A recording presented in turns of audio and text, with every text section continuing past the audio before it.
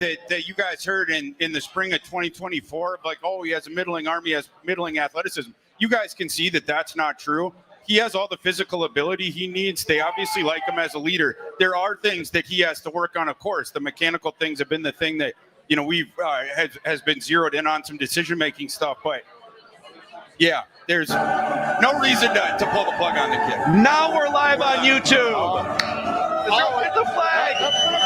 Get the flag. Wave the flag, Dex. It's a very tight quarters. I've never waved the flag before. This is not friendly. This is not friendly. Be careful of lights. Yeah. I can see stuff breaking. Judd. I'm giving you this flag back. I don't like this power.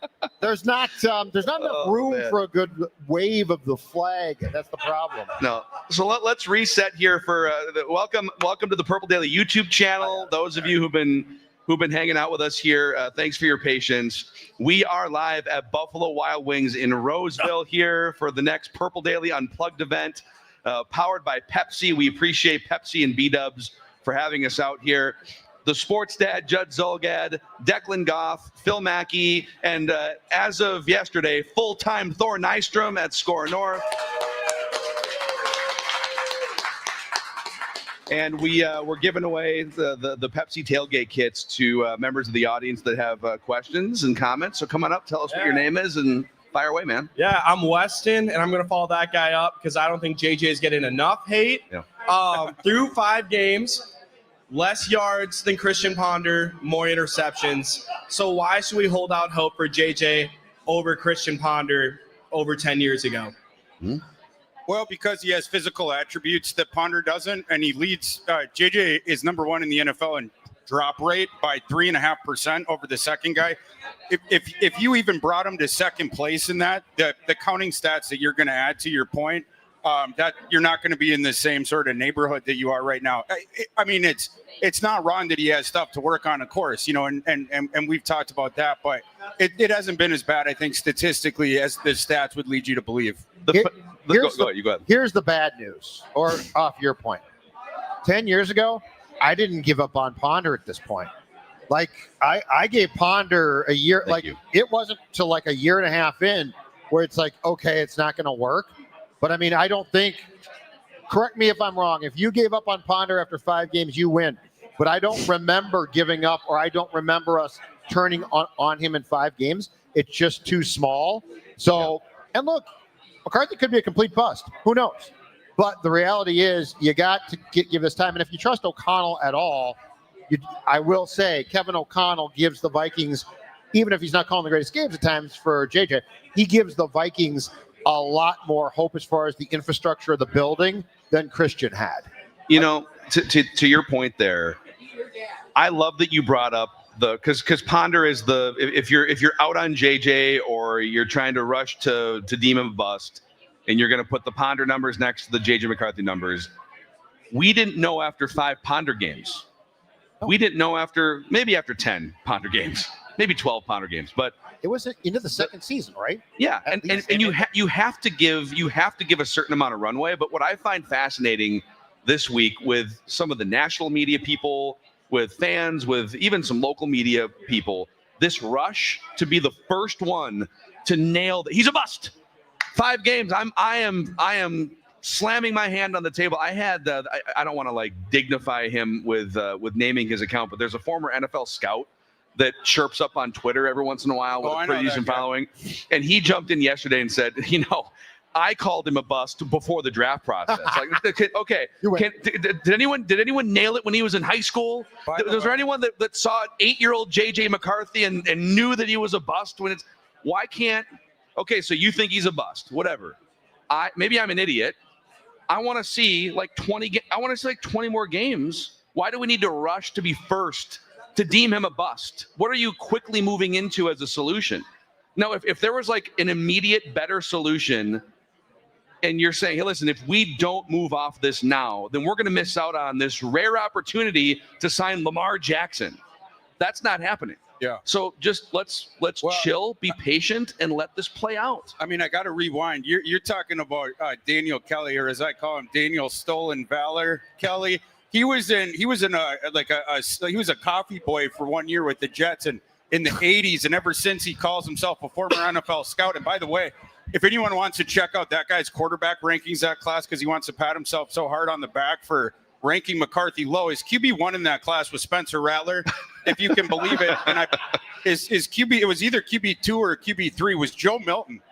Swear to God, go and look it up. Yeah, you know what though? Small sample size for Joe Milton. I will not stand for the Joe Milton slander on this podcast. I called the bus first. You called Joe Milton the bus? I was like, that guy's a bus. It was me in LSU. Remember when Joe Milton, it was the Friday game against the Gophers during the COVID season? Yeah. And he had that nasty throw. He's scrambling out to the left and he throws it like 50 yards. It's like, oh my God, this guy is going to be amazing. I do think that there is, though, a couple of different discussions here. One is the national guys are all going to call the polls on quarterbacks early because they're scatter shooting every single team. So like the thing is, like, if this was the Packers, we'd be laughing at them. We'd be like, their guy there, JJ McCarthy's a buster. They got the pick wrong. When it's a guy that you're watching, though, like, to me, if Colin Cowherd is like, JJ McCarthy stinks, go look at his body of work on quarterbacks across the board. He doesn't, it's no big deal. He can be totally wrong. Yeah. But with us, I mean, we cover this guy. We watch this guy. There's way more investment. So, like, if you're a local who's like, he is a bust after 5 games, I think that's putting your neck a lot more on the line than a guy who's based in Los Angeles, who's basically trying to gauge 32 teams and doesn't really care that much if he's right or wrong because no one's going to remember. And I keep going back to, what's the rush other than it's been over 60 years and you want a Super Bowl? I totally get that. Like, I get that part of what's the rush. What's the opportunity cost of being patient? And if there's some option out there of, boy, if you can call it early, it would then free you up to go to this other thing. The Josh Allen's a free agent, so if you can call this early, you could go get. That's not you unless you think Mac Jones is that guy. Boy, if you call it early, you could trade for Mac Jones. And maybe win 9 games and get smoked in the first round of the playoffs. That's the thing we want to get away from, is every year you're a game or 2 out of the playoffs, or you make it and then you get smoked in round 1. That doesn't interest me anymore. Yeah. If McCarthy doesn't pan out, I would advocate to just take another first round QB and just keep doing it until you hit. The goal of this thing is to win a Super Bowl. It's not to go 10-7 or 8-9 or whatever every year. And you alternate first-round playoff exits. I'm not interested in it anymore. I want to win a Super Bowl, and if you're not going to do that, at least go down trying. Well, and that they're trying. You bring but Thorsky, you're going down a very interesting Zolgadian path here. Sure. Which is you traded up to get McCarthy at what, 11, right? 11 to 10. Yep. Okay, if you really want, if you think, okay, we're going to reset the quarterback position. Sean Payton manipulated him to do that. Yeah. But here's what you do. You either give up a ton of draft capital to get up to the top 3, and or you just stink for a year. The Patriots played this perfectly. And Drake May is with them through no fluke. They were willing to just stink. Yeah. So but that's the thing, and Phil and I have talked about this for better or for worse. That's the one thing the Wilfs will never do. The Wilfs will never say, you know what? Okay, we're just not going to be good, but it's a good quarterback draft class, and guess what? We're going to get the number 2 pick. Yeah.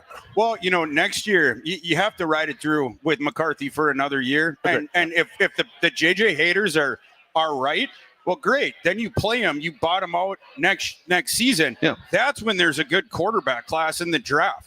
The quarterback class in April stinks. To Phil's point, you don't have another. There isn't an alternate here where it's like a really attractive road. Unless you want to sell low on McCarthy via trade in the offseason, then you want to overpay some stiff. So you can go back to your 8-9 or first round playoff exit if you're lucky. Again, I'm just not interested in it. Yeah. All right, go back to the in-house mic here. What's your name and what's your question or take? My name's Ben, longtime listener, first time being at an event. My hot take is we need to fire not only Brian Flores, but we need to fire our special teams coordinator and our OC Brian Flores. Wait. So you're firing all three Everyone. coordinators, All of them. but you're keeping Kevin O'Connell? Keep Kevin O'Connell. I think we need to get rid of what's his name? What's our OC's name? Wes Phillips. Phillips. Naga, not gonna work here anymore. Need to get rid of Phillips. He doesn't push back enough on O'Connell to run more. Brian Flores blitzes too much. He has objectively the best defense he's had since he's been here, yet he can't do anything with them. And special teams is an absolute mess. You know what? Absolute mess. You know what? You, sir, are the proud new owner of a Pepsi tailgate kit for coming in hot. literally laying out the firing of three coordinators. Yeah. Take it over here to our guy Ross and the JJ McCarthy There you go. blue collar shirt there. I mean, I agree with the last one. Sorry, Wes Daniels. Phillips or Matt Daniels, you cost the team a game. I'm sorry. And the special teams has struggled all year. It's not one play and it's not one phase. Enough. You have to have accountability, and I feel like that's a pretty easy one, to be honest. Brian Flores' contract is up, so that might resolve itself. But if you wanted to prove a point, you could fire him like a couple days before the contract is over officially, just to send a message. You could. I don't know. You need Listen, to. Brian, I know that your contract expires, but you're fired. Unless Kevin O'Connell decides that he is going to give up play calling, the OC, Wes Phillips is basically O'Connell's pal. And so I would say, just from an outsider's point of view, I think Josh McCown has more to do with the actual coaching of the quarterback and the offense. I think Wes designs things and helps with that. But the OC on the Vikings probably spends as much time going to a Quick Trip to get coffee as actually doing things. Wow. Just savaging the coordinators here. Good guy. I'm reading headlines. I did a Google search of Bills have to bench Josh Allen in 2018. Oh, this is delicious. Oh. I'm just searching through the dark corners of the web on Google of what the hot take artists were saying 8 years ago about Not the guy. a quarterback who couldn't hit water if he fell out of a boat with a football. Okay, 52% completion percentage. I'm seeing a headline from Yahoo. Bills QB situation uncertain after Josh Allen has a rough day. That was in preseason game number 2 of his first year. From thecomeback.com. Did the Bills set up Josh Allen for failure after that same game? Are the Bills running the ball enough on 3rd and 2 and 4th and 2 and shorter? It's just give it some time here, for Give God's sakes. And he might stink. We're all preparing for that. But to suggest after 5 games it's completely over if you're rushing to it, I point to Josh Allen. I point to Josh Allen and say, were you in the same camp writing preseason takeaways saying he's going to fail? I would like to know the offseason plan. I would like to know what the work's going to be. How are you going to address this? I'd be very curious because I think it's going to be pretty detailed. And the other thing I think, too, is you're going to have to get McCarthy to divorce himself from every other person who helps him throw a football. I thought you were going to say from his gal.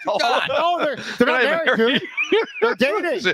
He's going to have to abandon his family entirely if he wants to be a successful. There's a lot of cooks in the kitchen, both with the front office and then voices in McCarthy's ear. Yeah, I think you got to get down consolidate. Exactly. Yeah. Is it a little weird? I know that he didn't practice barely at all his first year because of the knee injuries, but is it a little weird that it feels like we're in the starting block on mechanics at this point still? Yeah, it does. And I don't know why they keep you're kind of are you talking about McCown at this point? Are you saying we should have prioritized it earlier? Why wasn't this a talking point as much in August?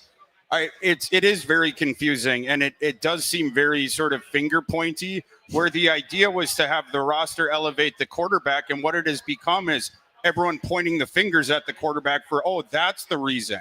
It's like, okay, well, you guys chose the road. No one else going to take culpability. Yeah. I also think that all of that angst of, all right, this is a badass roster. The agenda is to make a run, maybe compete for a Super Bowl, and McCarthy's going to have to step into that, whatever. That is gone at this point. They're 4-6. So that myth is in the rearview window. Yeah. And now it's just the reality of, you got a young quarterback who missed a first full year of practice in games, And it's going to take a little bit to iron out these mechanics, maybe even all throughout next year. Strap in for the long haul. Like I think everyone just has to sort of recalibrate where you thought this was 3 or 4 months ago and where it actually is. Yeah, I mean, you at least have to go through the offseason with it. That's when you can actually sit down and address something like this. Like, day to day inside of a building during an NFL season, it's just something you don't have time to drill down on every single day. That's something that has to be done in the offseason. The thing I'm curious about is why it didn't happen or why we didn't hear about it in the summer. Yeah. All right, you want to fire some people or? Not going to have no that one big of a left. hot take, but my name is Tate, by the way. Long-time listener. I know I'm only 21, but long-time listener. Thank you. Man. Remember Appreciate the you. 1500 ESPN days. Wow. Oh, you must How have many? been like 4? My dad raised me right. You raised me Okay, right. good. It's time In for the Judd car rides, everything. fun. They're talking sports because they No. know what time. No, stop. Significant importance. All right, we got a lot of University of Minnesota guys back there. Oh, roll the A lot ball. of University Oh, yeah. of Minnesota. Roll the boat, Sky Ma, go Gophers. I got a Max Brosmer question, and Hell yeah. specifically for Thor, if you would answer it.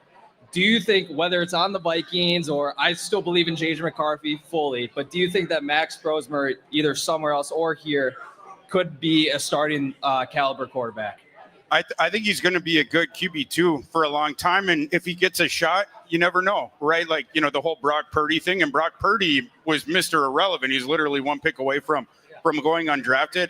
I would have liked to have seen more of Brosmer against the Chargers. I don't know what you guys think about that, because obviously it wasn't the best situation for a quarterback, certainly not for the one that ended up being forced to play. It would have been nice to get some exposure to the kid then, but it is possible that Brosmer this year can prove enough that he goes into next year as the QB2. Obviously, he's going to end up having spent most of this season as the QB2 just because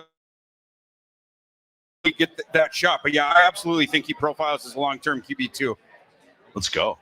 Roll the boat. Sky Roll you the out. boat, Go baby. Gophers, Roll. man. Yeah, yeah. Right. It's all my fault. It's all my fault. No matter what happened in today's game, I'm PJ Fleck. Put it on me. Eric, I've said this before, but Eric Galko of the Shrine Game loves Max Brosmer. Student of the game. Yeah, because he, and He is. yeah, Hardcore. He sure is. But yeah, he was scouting Dylan Lobby in New Hampshire the year before. Obviously, where Max Brosmer ended up coming from. I'm sorry. Oh, you're good. Come on up. My name's Ken, and I got a question for Thor. A quarterback question.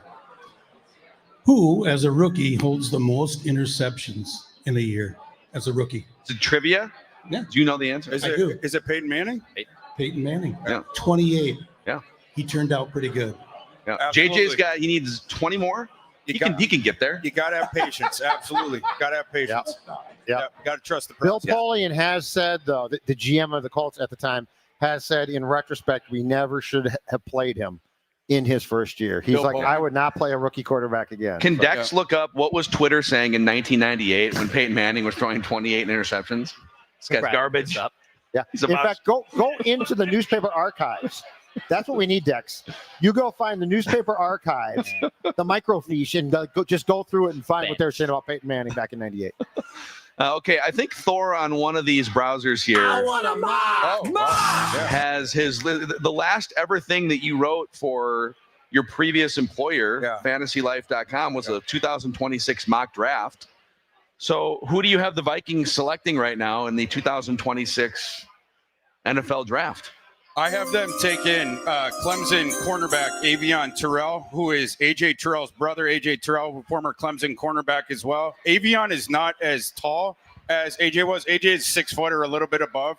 Avion Terrell, the question with his evaluation size, he's 5'10", 180, but he's super athletic, and he's one of those crazy feisty guys. He can handle man coverage on the outside, but he's also really good at blitzing and really good in run defense. Yeah. He's crazy aggressive. There was a play that Clemson had earlier this season. They sent him on the blitz, and then he ran over, I think it was a tight end who came out to block him, just went right through his chest and hit the quarterback. He's kind of like a bat out of hell, blitzing from the outfield grass. Oh. Just close the distance real quick. I think he would be a fit for Flores's defense. And the need for that boundary cornerback is acute, in my opinion, because if you get the one to start across from Rodgers, you can move Byron Murphy back into nickel where he belongs and Josh Metellus into his move piece role where he belongs.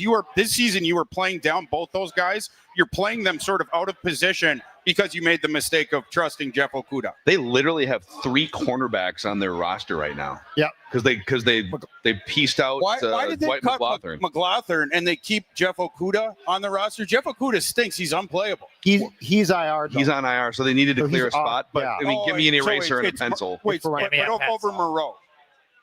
Yeah, Fabian Moreau is still on. Yeah, yeah. Josh Yeah. Robinson The island available? of Fabian Moreau. I think I would have kept Nudie, but Well, it's interesting because part of this too, and I saw something about, I think it was on NFL Live a couple days ago about this, is I guess the proliferation of playing nickel is going away now because so many teams are using multiple tight ends. yeah, Yeah. it makes it them. That Yeah. you're actually seeing safeties and linebackers more, and in fact, safeties masquerading as linebackers and more 2 corners. When 3 years ago, I think the average team was in nickel something like 65% of the time. Mhm. So what we have is an evolving structure of the game that we know is football. Yeah, the evolutions of the sport is so fascinating. You know, you go back like 30 years, and the off-ball linebackers were the 255-pound guys with like the neck rolls and everything like that. Backboard. It was just Backboard. yeah, Brian just Cox. Brian Cox. Andy Katzenmoyer. Like, I mean, we could go through all the names, but like just downhill guys with snot bubbles coming out of their nose. Whereas now, because of this stuff that we're talking about in the mix and match up, you have now gone to hybrid players at those positions. Yep. Ohio State, for folks that haven't watched college football much this year, check out Ohio State down the stretch and into the college football playoff. They have 2 crazy hybrids at off-ball linebacker. One of them's a former defensive end, Arvell Reese, he's probably going to be a top 5 pick. He's ludicrously fluid in space, and he's obviously really good attacking downhill. And their other one, Sonny Styles, is a former safety.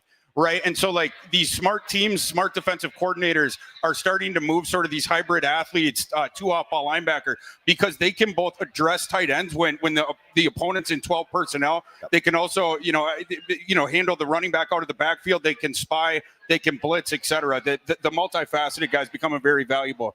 The linebacker of my youth is dead. Gone. Big, Yeah, for sure. Just big, burly guy that hit hard. For sure. Andy Katzenmoyer. Andy Katzenmoyer, That's a baby. great. Is that 90s Ohio Yeah, State? 90s Ohio State. Yeah. Oh, These are God. guys that go. Yeah, I think his dad was a professional wrestler, Katzenmoyer. No, that was James You're Blair. thinking of James Blair, Blair.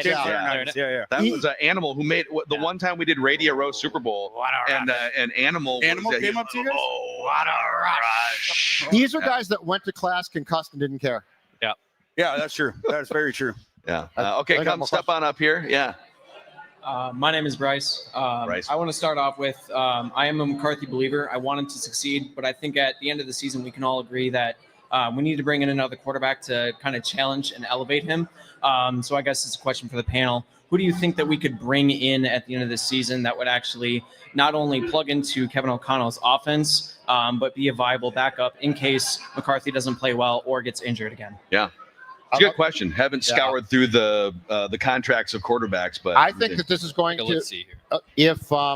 if McCarthy does not make enormous strides, I think that, and I said this to you a couple of days ago, Phil, I think that Minnesota is going to become the Indianapolis of the 2025 into 26 offseason, which is the Daniel Jones job. Keep in mind, the Vikings offered Jones more than the Colts did. They easily could have gotten him back. And he's like, no, I'm going to scout out. And I'm sure they said, hey, you know what? JJ McCarthy's going to get the first team reps. He's going to get every chance to win this job. You'll probably be the backup, but, you might not be. And I think the Colts are like, well, we've got Anthony Richardson. And he's like, oh, hold on a second. I can win that job.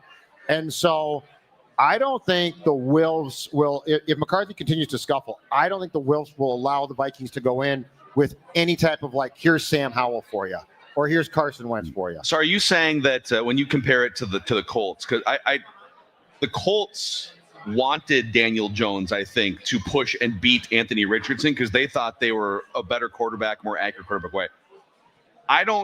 Right now, I don't think the Vikings are in that spot. I think it's just like, okay, if it doesn't go well, who can we kind of lean on here? I have no interest in doing the 50-50 reps thing in the offseason. McCarthy needs reps.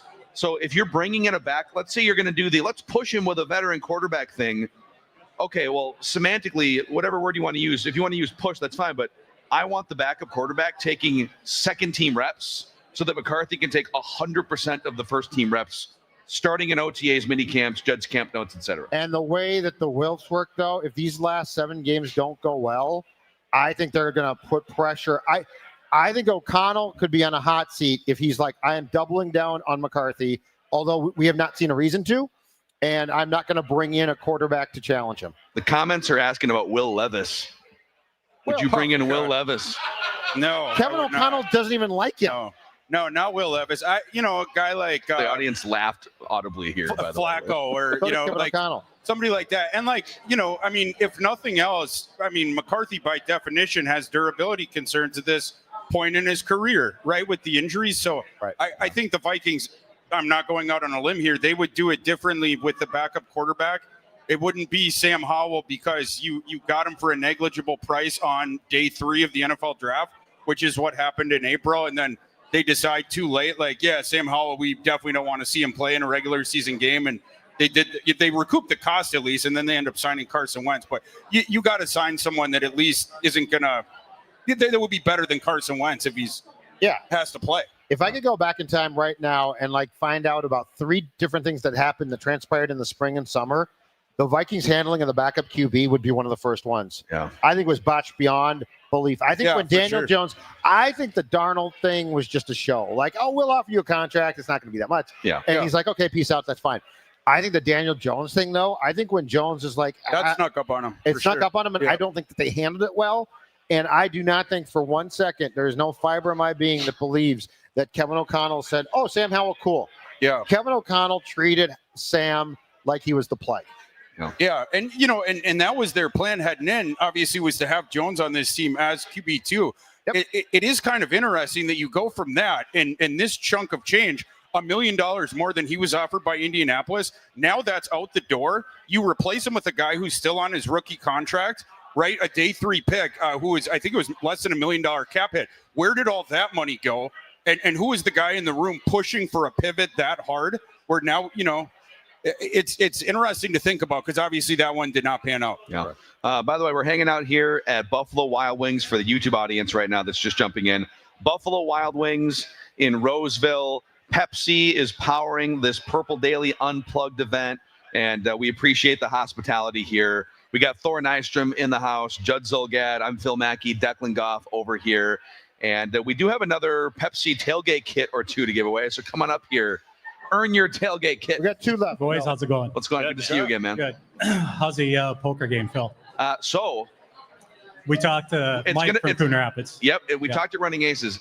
It's I'm hoping to fire it up later this year with some plans around Score North. Okay, so cool. stay tuned for more information. Yeah, we're gonna get Judd involved. We'll see. Who's the sunglasses? I'll see you guys on the table. Love it. Switching gears a little bit, playoffs, fantasy football playoffs.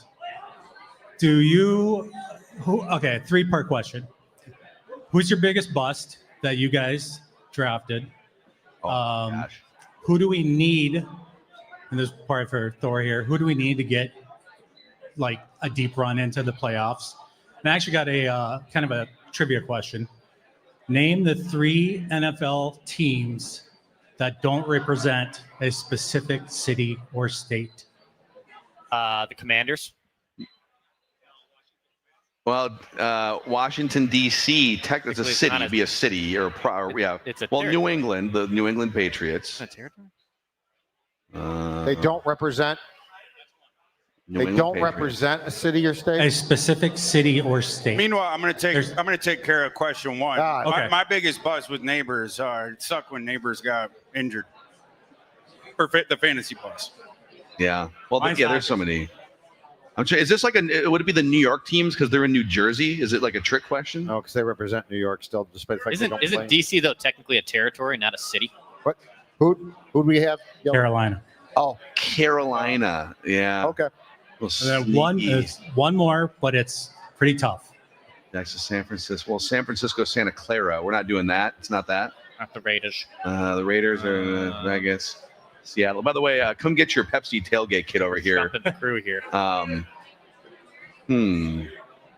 me keep thinking on that. And then head on over to Age to. Yeah. Go stop by. Actually, go see Ross over here in the Purple Daily hat, raising his hand over here. We'll comb through all 32 teams and get the answer. Yeah, come on up here and fire away. We'll do a random Viking of the week here shortly too, by the way. So piggybacking off the guy that wanted to fire everybody.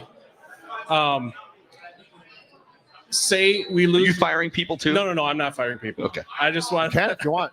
No, that's okay.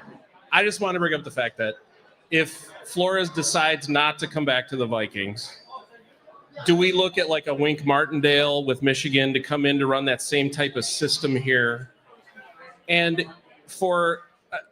I guess my question is, what if the Wilfs force KOC to give up play calling as part of changes in this offseason? Would you look at, as you had brought up earlier this week, a Brian Dable or a Kevin Stefanski if he's available, if the Browns let him go, as an offensive coordinator type candidate? You know, what's interesting is I feel like Mike McDaniel would be the closest system, if he gets fired, the closest sort of system-related offensive coordinator. Stefanski that's the Kubiak system more that he runs, which is a little bit different. I don't know. What about you, Thor?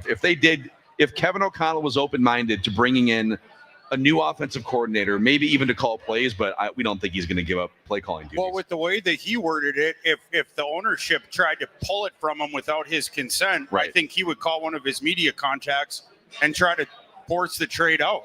As it appears that someone from his camp called Jay Glazer last year before was it the finale? Was it round one of the playoffs? Detroit. I tell you, it certainly wasn't the Vikings reaching out to Jay Glazer with that report. So, I mean, I think you guys can do the math on that. If the ownership were to take something like that away from him, and we have talked about how he built his identity around that and stuff like that, like, I don't think they will either. But, yeah, I think that would be the end of the relationship. Brian Dable and... As much as we might want it to, like, No, agreed. And Kevin O'Connell could not coexist. Like, they don't run the same system. The egos would be out of control. If the Wilfs did that, he's going to say, trade me to the Giants or something. Which, by the way, O'Connell with the Giants would be a disaster. Because if he can't handle the press here, the poor man will melt down in 30 seconds. Do you think we're at the point where he is having a hard time handling the Minnesota media right now? Oh, yeah. Which is not, we're not like lobbing grenades at him or anything. We're just kind of poking a little bit. His identity is being questioned. His identity is as a quarterback guy who can call plays.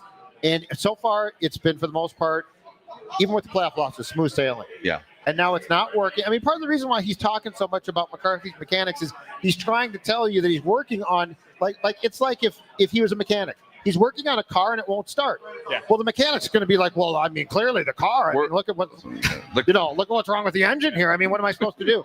So, yeah, I think he is. I think he's really struggling with the fact this isn't working like he had planned out, because clearly it's not.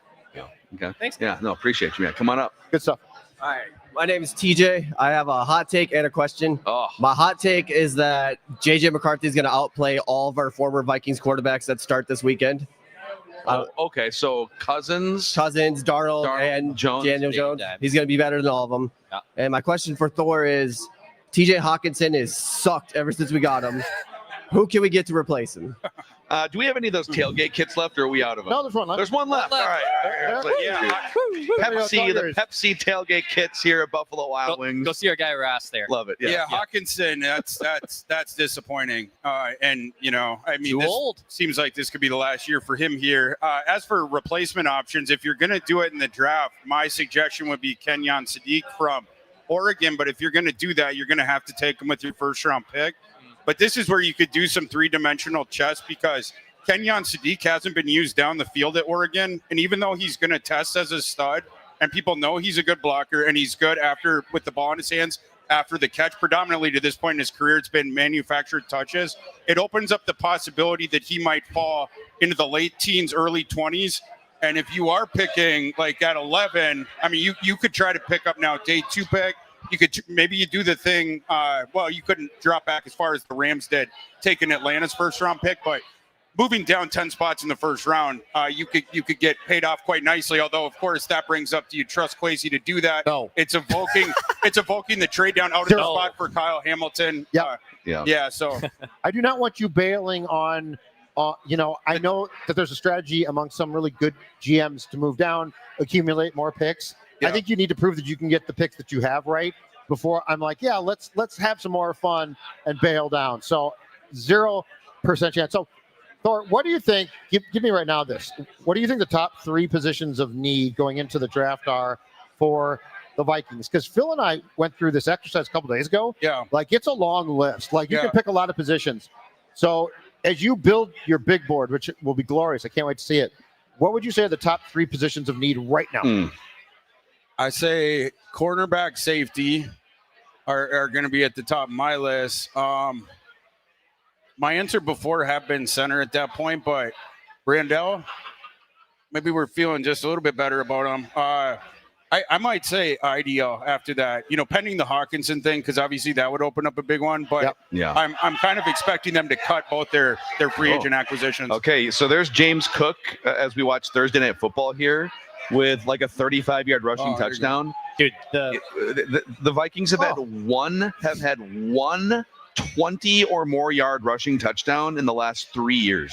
Like what just happened there happens all the time in the NFL, unless it's the Vikings. They also went for it on 4th and 1 at like their own 25. 45. Oh, wow. Really? It was deep in their own territory. 45 yards. Yeah. Is there anyone here that thinks they can beat the panel in a game of Random Viking of the Week? Does anyone think they can beat the panel in Random Viking of the Week? Beat the streak. I mean, Jason, come on up, Jason. Jason Harmon from the Before I Die portion of Purple Daily. Jason. I just saw a glorious mustache. God, I hate kickers. Under the glowing lights of the Buffalo Wild Wings TVs. And it wasn't me. And it wasn't Declan. Yeah. Come up to the red microphone here, okay? I got a question. Dex wins the mustache competition for sure. You guys are pretty close, man. Is this like 3 weeks for you now? No. This is Hold on a second. No, I shaved the beard like 3 weeks ago, but the mustache I never took off. What's up? What are the Texans wearing tonight? Well, now it's commercial, so I don't remember, but probably something disgusting. It's it's unbelievable. It's so ugly. Anyway. Good God. Anywho. And now Judd complains about the Texans uniforms They're for the awful. next 10 minutes. They're an eyesore. Before we do the Random Viking of the Week here, your current take on going into Packers Week. Vibe check with you, Jason. I hate to say it because I'm going to regret it. This is the most obvious Vikings win I've ever seen in my life. Let's go. Great take. I love this. And nothing against Green Bay, but the Vikings so far are undefeated on the road in the division. So we play into that. But also just knowing the script that this team likes to follow, when things hit the fan the most, they just pull something out of their rears and give the team hope or give the fan base hope for no reason. So I'm guessing that'll happen. Yeah. Oh, it'd be fun. Don't be fooled by the great. hope, though. If they win, don't be fooled. Don't be fooled. I'm going to be fooled. Judd, I moved to Minnesota from the West Coast because of the hope. I'm fully fooled at this All right, point. I'm going to tell you right with now. Jason right now. I've been a fan since '78. You gotta see through the crap here, and they're going to Seattle next. That's going to be very difficult. Now, But another crazy win, another 500, and here we go. I could actually see them beating Seattle more than I could the Packers. Really? potentially. Oh, Darnold, they'd take great credit in destroying him. Hatred of Sam Darnold. They But destroyed. Darnold faced that defense in practice day after day after day. Yeah, but He's going to know exactly you remember what in practice, he was he struggled. in what I like to call a red jersey. They couldn't like fully tee off on him. Yeah, That's so when fair. you're landing on him with your full body weight over and over and over again, a man's will to play football. Actually, let's not do that. Dallas Turner, 15 yards, personal foul. So, all right, Judd, Jason, Thor, Dex. Oh, wow. You're all competing. I'm going to give the clues here. I can't. Hold on a second, though. I got to get away from you. Yeah. Don't look at his clues. I'm kind of hiding the clues here, I think. You can't see the. Okay, all right. I'm going to go one by one here. Okay, cool. On my screen. But I'm going to throw out some clues, and you guys can, if you think you have a guess, shout your guess out. If one of you gets to a third incorrect guess before the game's over, you're eliminated, and then we'll keep going. But here are the clues. Do it. Clue number one. This Random Viking was first team all-conference in college. That helps Thor. It's a good college player. Thor's database just instantly got smaller. Yeah. Cut off 4 guys. Yeah. I was going to say, it's still a lot of players. Okay. Okay. This Random Viking is a 2-time NFL Pro Bowler. Yeah. Okay. I'll give you this one too. We'll get we'll get into the era. So you don't have to wonder, is this like from the 70s and only Judd would know it, or is it, Right. Some noteworthy Vikings teammates included Jared Allen, Kevin Williams, Brian Robinson, Chad Greenway. I got it. I almost just said it. You got a guess? I'm going to go with the theme of the week, and I'm just going to take a Hail Mary here and say Ryan Longwell. Ryan Longwell. I don't think I have the buzzer downloaded here, but I'm going to buzz you. That's incorrect. Dang it. All right. Yeah. All right. You're still good. You got 2 more guesses. Right. I like the aggressiveness, though. Who was You the gotta- last- I thought I'd take a deep shot on 3rd and 1. Give me the last couple names again. I'll give all of them. Jared Allen, Okay. Kevin Williams, Brian Robinson, Chad Greenway are just 4 of the noteworthy teammates that I had in this specific clue. Okay. Now, he wasn't quite the noteworthy tackler that those guys were. He racked up 23 career tackles. Oh, this is a trick question. Oh, or is he just a It's a trick question. sporadically used defensive player? Trick clue. Yeah. He was the 13th leading scorer in Vikings history. 13th leading scorer in Vikings history. So points generated by this player, 13th most in Vikings history. At 23 tackles. Yeah. Special. So he was playing on special team. This random Viking was a state champion golfer in high school. Longwell would have been was a good guess then. Yeah. It might great be golf. Longwell, actually. Great golfer. I was correct the whole time. Yeah. Jason got it. I'm sorry. I don't want it. Good guess. Oh, Thor? Yeah, bring Thor? him over here. Thor? Yeah. Oh, I'm not John Boy, by the way. Wait, did Like, you- if you could go like this, and I would have no idea what the hell you're saying to me. I love how AJ's like reaching out with a Diet Pepsi. Golfer. And Declan's like, I'm good. I'm There's good. 3 other people up here. I didn't know. Why was making eye contact with me? I don't know where to go. Okay, state champion golfer in high school. Champion golfer. Yeah. Okay. Pro Bowler. 23. This random Viking played in 172 career NFL games. Is this player currently a Viking? What? Yes. Adam Thielen. Oh, wow. Adam Thielen is correct. Oh. Whoa! Wow, dude, that was good. Yeah. Thank you. Wow. Adam Thielen. 23 career tackles. Only 2 He Pro played Bowls? special teams early, and he had 11 Yes. special teams tackles early. Yes, he did. And then there was some where maybe Yeah. there was like an he score a interception or touchdown? something. On special teams? Yes. Yeah. No, At TCF Bank Stadium? Yeah. did he? I thought Against so. like Carolina or the Jets Yeah, or I thought something. so. Okay. Yeah. Or was it a block? No, it was The a block. block. He had a block. The block. Oh, the punt. Punt. Yeah, It was a block punt. kick. Yeah. Yeah. In Okay. Lambeau to win Okay. the division in Yeah. 2015. In Lambeau? In Lambeau. But, Teddy. but he had one at TCF Bank Stadium too. Longwell was actually a great guess. He aligns with a lot of these. Yeah, clues. the golfers. Yeah. Yeah, that's good. I was gonna give the next couple clues. One of them was like a Thor specific. I was gonna give you he ran a 6.77 3-cone drill in his pre-draft. Oh, Man, why didn't you And give these that guys as the would have first had one? no idea. Is that like Yeah. terrible? Is it good? Hey, no idea. I know all about 3-cone, okay? Oh man. So all right, you guys. Well, it's been a fun time hanging out here at Buffalo Wild Wings in Roseville. Thank you guys for coming out to Purple Daily Yeah, thank you Unplugged guys tonight. are awesome. We have the best audience. You guys are so awesome. You make it so much fun for us to, even when they're 4 and 6, to do this every day. And welcome Thor Nystrom aboard full time at Score North, Purple Daily. For the Sports Dad, for Dex, for Thor, I'm Phil, and we just want the Vikings to win a Super Bowl before we die. Thanks to B-Dubs. Thanks to Pepsi.